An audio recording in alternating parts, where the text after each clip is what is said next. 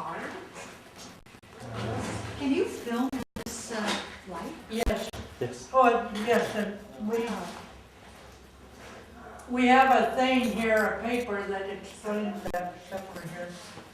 I've always wanted to be on stage or screen. My family says, stage is leaving, screen's down. There you go, that was my live act. Oh, I'm chasing you. I'm chasing you.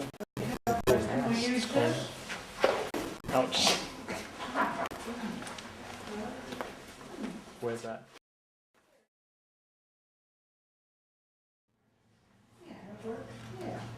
Yeah, there. Oh, okay.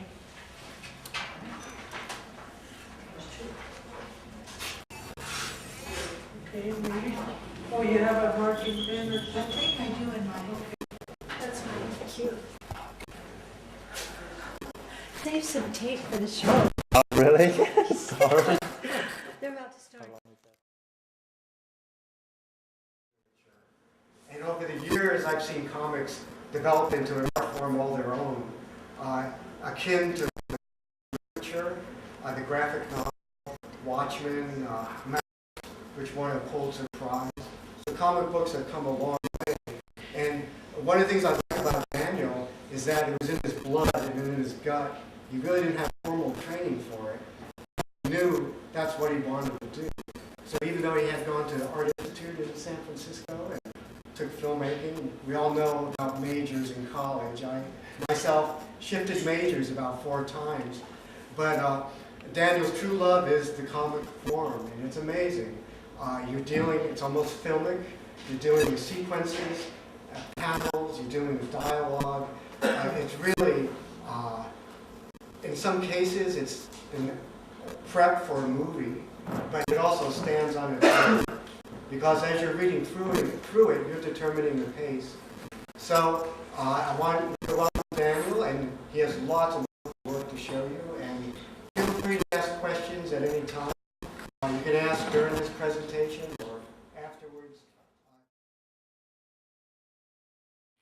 Love the medium, so I'm really excited to talk about it. This is my life's work, even though I'm getting recognition. I usually get paid for murals and commissions for like live paintings.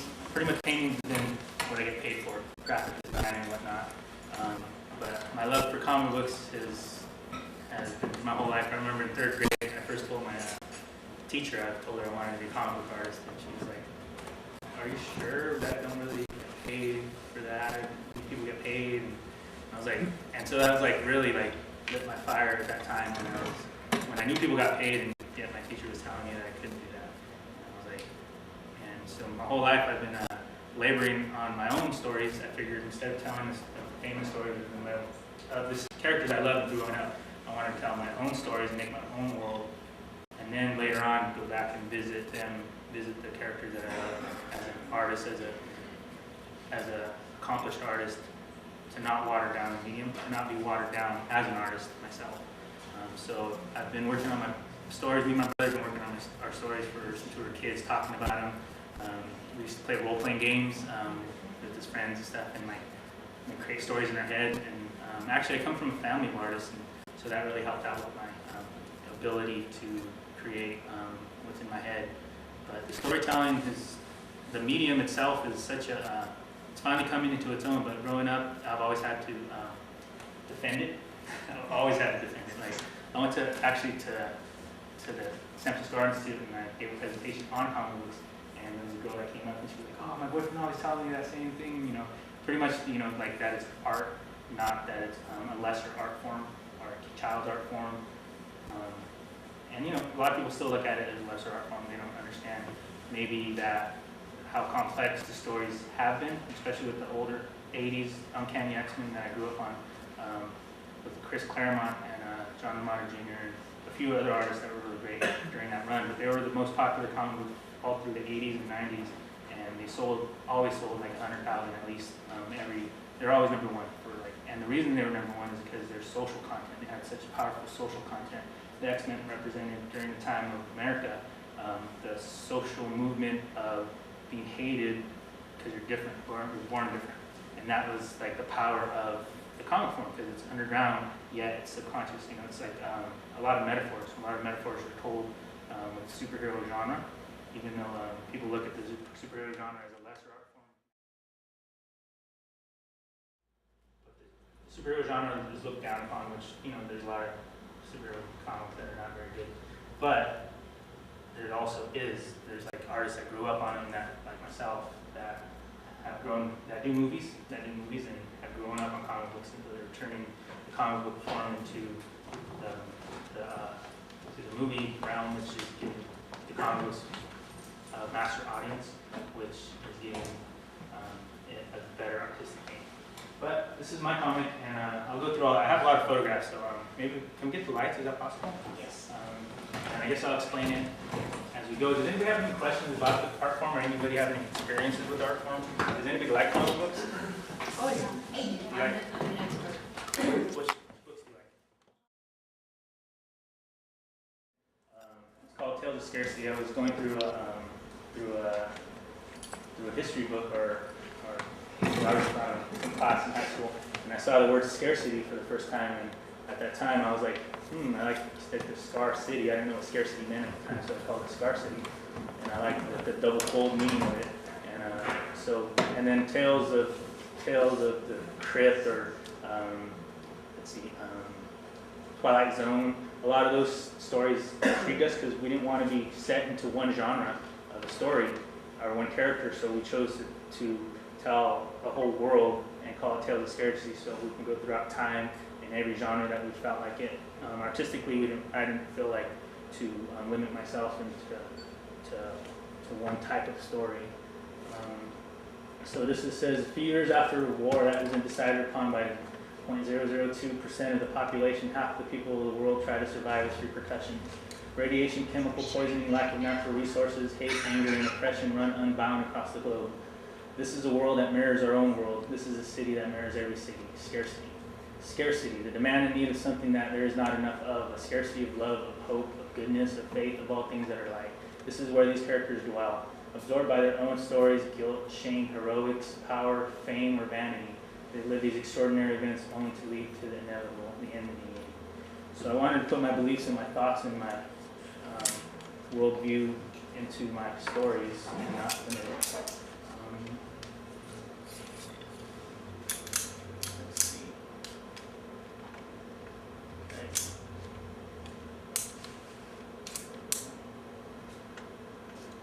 And we're going to go through these.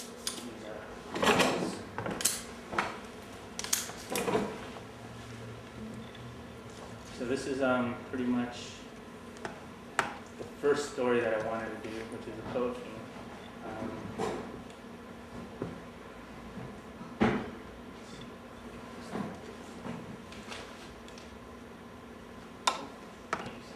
So this is a story that when I was reading through college, I was going to college, and I found there was an Aztec Poet King, a real Aztec Poet King named Nezahualcóyotl. I'm not sure how to pronounce his name. But growing up as a young Latino with Aztec descent, I never knew about him. And so when I did read about him, that he believed in one God and didn't believe in being sacrificing, and actually was a great king and a great poet, I was kind of like, wow, how did I not know about this guy? And if I didn't know about him, I'm sure there's a lot of people that don't know about him, so I think I'm going to tell his story, since his story is my story. And so what I did, instead of trying to gather non-fictional information, I chose to create a character out of that idea, and it's a love story throughout time, which is my experiment on what is time, and the experiment on the genre. I didn't really like the speech bubbles and whatnot in comic books, and the whole format of it. I thought that it did limit it. So what I wanted to do, and still want to do, is push the art form into just art and words. So that really lends itself to creating anything you really want in a book format for the most part. And I've actually been putting that same idea into my paintings. So this is a story, and then here is the Toltec part of the story, where he is actually right before the Aztec civilization. There was a Toltec civilization, And actually, after I finish this fictional story, I'm going to go back and do the non-fictional story, probably when I'm old. And the thing is, comic books take so much time and so much effort. Normally, comic books that you see on the shelf has like a team of 5 people at least for the more commercial comics, and they're such great artists. You know, they get paid really well, but it's so much work that for one person to compete with what else is on the shelf, it takes a lot of time and effort. So a lot of us independent artists have been making graphic novels. You know, we usually buy a lot. Biographical has been the most popular independent comic book art form because it's a genre that only independent artists can do, and really your own story is the only original story you can tell. But I think a lot of poor people have their fantasy world. We use fantasy as a way to escape and to live our dreams, even though maybe in real life we might not be able to.